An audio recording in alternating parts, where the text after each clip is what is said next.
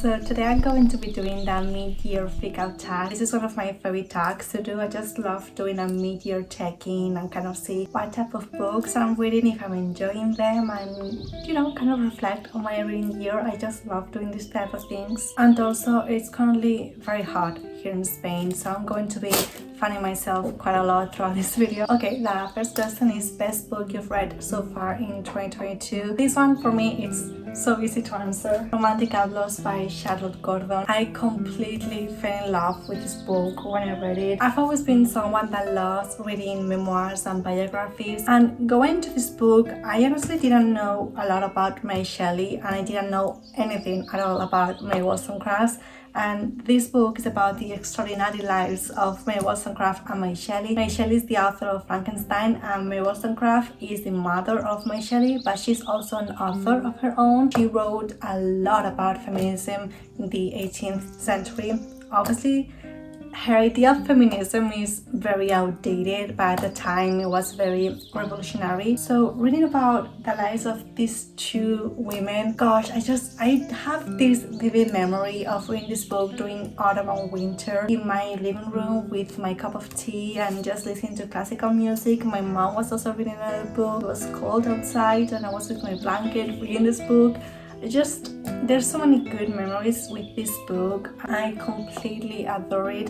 It's one of my new all-time favorite books. There's so many things I can say about this book, and I feel like I've already talked a lot about this book if you've been watching my past few videos. Just cannot recommend it enough. Best sequel you've read so far in 2022. So this one is also very easy for me to answer, and it's El Caso Alaska Sanders by Joël. This book is not translated into English yet. The author is Swiss and he writes in French. I know this book has been translated into Italian and Spanish, but it hasn't been translated to English yet, I believe. This is the third book in the Marcus Goldman series, but it's actually like the timeline of this book is between the truth about the Harry Cabot affair and between this book and the Baltimore Boys, like in between those two stories. So I do think you have to read the truth about the Harry Cabot affair and the Baltimore Boys before reading this book. I feel like at this point I will like anything that Joël Dicker writes. I've read all his thrillers and I've enjoyed all of them. I read this book in 48 hours. My mom told me to slow it down because I just wouldn't absorb the story the way it should be consumed, but I just couldn't stop reading. Like, I wanted to know what happened, and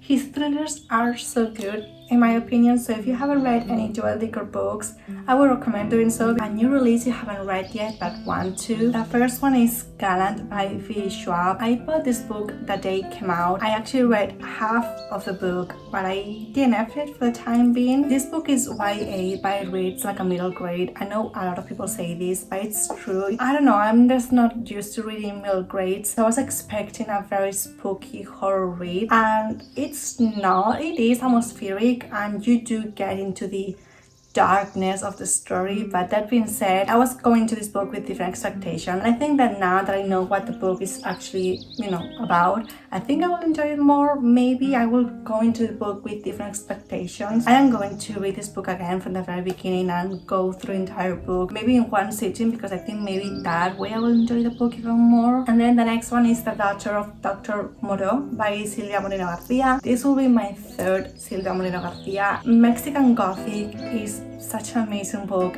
That book is truly a good horror haunted house. I love the haunted house trope, so I really enjoyed that book. This one is not horror. This one is, I think it was science fiction with historical fiction. I do think I'm going to like it because I really enjoy both of those genres. Most anticipated release for the second half of the year. This book was on my most anticipated releases of the year, but it wasn't until I started watching videos of people that had the arc of this book that I really got excited about it. And it's Babel by R.F. Kuang. I know everyone pronounces this differently. I'm Spanish. I would pronounce it Babel.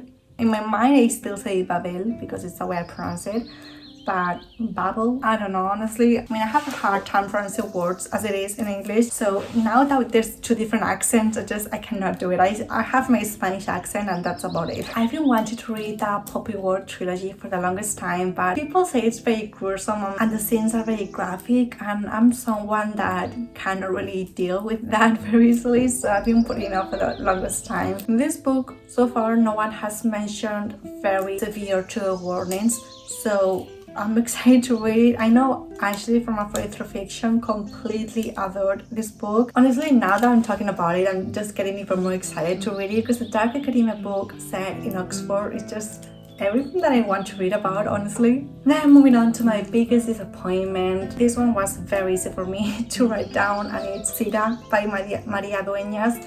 This is the sequel to El Tiempo entre Costuras, The Time Between. I adored The Time Between. It's one of my favorite books of this year. The Time in Between was published in 2009, I want to say, over a decade ago, and the author decided to publish a sequel in 2020. I know in my 2022 book goals video, I mentioned how excited I was to read this book. Little did I know that it was going to break my heart into a million pieces and I was going to regret reading this book for the rest of my life. Then the biggest surprise, I'm very happy to talk about this book, Thanks a Man by Shirley Jackson. If you've been watching my videos for a while, you're probably very surprised that I'm saying that I loved a Shirley Jackson book. I read We Have Always Lived in a Castle. I didn't like the book, but I think it's because I went into the book with a different idea of what the book was going to be in, and I just think I didn't really give it a fair shot at the time. This book is, I think it's the weirdest book I've ever read, honestly. Reading this book felt like a fever dream in the worst way possible, but at the same time in the best way possible. That didn't make any sense at all, I'm very aware.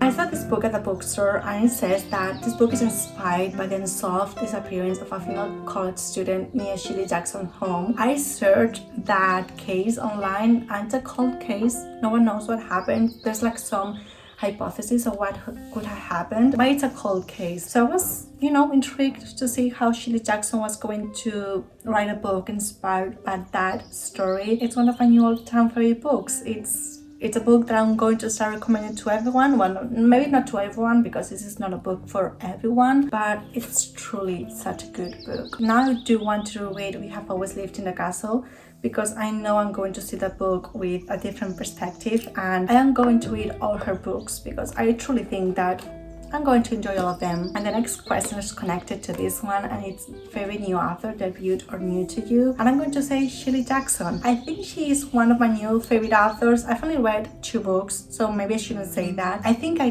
get her now. I think I get how she writes and how she creates her characters, because I think that with the first book that I read, I hated the book because of the characters, because of how she wrote the characters. Then newest fictional crush, I don't really get crushes on characters, but I guess Sida and Marcus from The Time Between. I don't know. Then newest fairy character, this one is easy, Rocky from Project Hail Mary. He is the cutest little thing ever. Honestly, I'm the type of person that finds robots cute, like Wally. He's such a cutie. So yeah, Rocky from Project Hail Mary. Book that made you cry, Know My Name by Chanel Miller. I've been putting off reading that book for the longest time because I cannot read anything related to sexual assault because it triggers me. Going to this book, I felt kind of safe since this book was written by Chanel Miller. I know that she was going to write about her story in a safe way to other people to read it. But I obviously still got triggered in some parts. Okay, now moving on to book that made you happy. So, The Time Between by Maria Dueñas. I watched the TV adaptation with my mom at the beginning of the year, and while I was watching the TV adaptation, I also started reading this book, and it was an amazing experience having both parts. I do think that the TV adaptation is really good. I do think that my love for this book went down a little bit after reading Sida, but that being said, I still love this book so much. It made me really happy during the time I was reading it, so I'm very thankful for that. Most beautiful book you've bought so far this year or received? I do love this cover of Ariadne by Jennifer Sain. I truly think it's a beautiful book. Okay, for this one I actually have different... Okay, one second. I always love these kind of covers with paintings on the cover. I always think that they are truly beautiful in some way. And also I have these selected poems of Lord Byron, and I love this kind of portraits. Just love this kind of paintings of like portraits of the people that wrote the book. What books do you need to read by the end of the year? Honestly, the books I bought in 2021 and in 2022, I always try to prioritize reading the books I recently bought. I have a list of other books I bought, so whenever I want to pick up a new book, I usually go to the list and just read a book that I recently bought. Favorite book community member, just to name a few. Fly Through Fiction, actually, she's one of the first booktubers I have discovered, and ever since she moved to Edinburgh, I just feel like she's truly becoming herself. I just love her content there, and I know she's really happy there, so I'm very glad for her. And also Katie is reading. I discovered her channel when she only had like 100 subscribers, and she's also a lover of autumn and Halloween like me. So yes, I Fly Through Fiction, Katie's reading, and also my book to friends, Mafalda, Rita, Kitty. I just love watching their videos because I just love watching my friends' videos. And lastly, my goals for the rest of the year. I actually did a video of my 2022 bookish goals. I will link in down below and in the cards in case you want to see. But I'm really happy that I do think I'm accomplishing my goals. I'm going to quickly go through them and just kind of do a mid-year check-in. Read 70 books. So far I've read 43 books, I think, and I do think I'm going to accomplish it. If I don't, it's fine. It's just a goal that I have. The next one is read all the books that I bought in 2021. I think I only have 3 books left. I did unhaul one of them because I'm no longer interested in reading it. I'm not going to force myself to read it, but I have read all the other ones. So I do think I'm also going to accomplish this one. Read my 22 books for 2022. I'm not going to accomplish this one because the list that I made, I'm no longer interested in reading a lot of those books, which is fine. Then read 2022 releases. So far I think I'm good with keeping up with releases. I do have a list that I keep adding and removing some books, because sometimes when I read other people's reviews, I'm no longer interested in reading those books. Like for example, Book of Night by Holly Black. I haven't seen anyone love the book, so I just decided to not read it. And then there's also some other books that people are loving, so I'm just okay, I'm going to read as well. I am happy that I'm keeping up with the releases and think I'm good with this one. Continue or DNF my book series. This year I've been so good with DNFing books. And then kind of related to DNFing books, I've also decided to not continue a lot of book series. I had this whole Notion page of all the series that I wanted to start and the series that I wanted to continue, and I've pretty much deleted like 90% of those series because I'm no longer interested in reading them. Read the Goodreads Choice Awards winners of 2022. I am going to do this challenge, but I'm not going to read all the genres, I believe. Then do the Books Around the World challenge. I did really good at the beginning of the year, but now that I'm more busy, I don't really have time to go out and just search for those books. I just read whatever I have at home, and that's not an excuse obviously, but I'm not really accomplishing this goal so far. And then the last one is track my reading, and this one so far I'm accomplishing because I'm tracking all my reading. So this was my mid-year pick up tag. I hope you guys liked this video. I love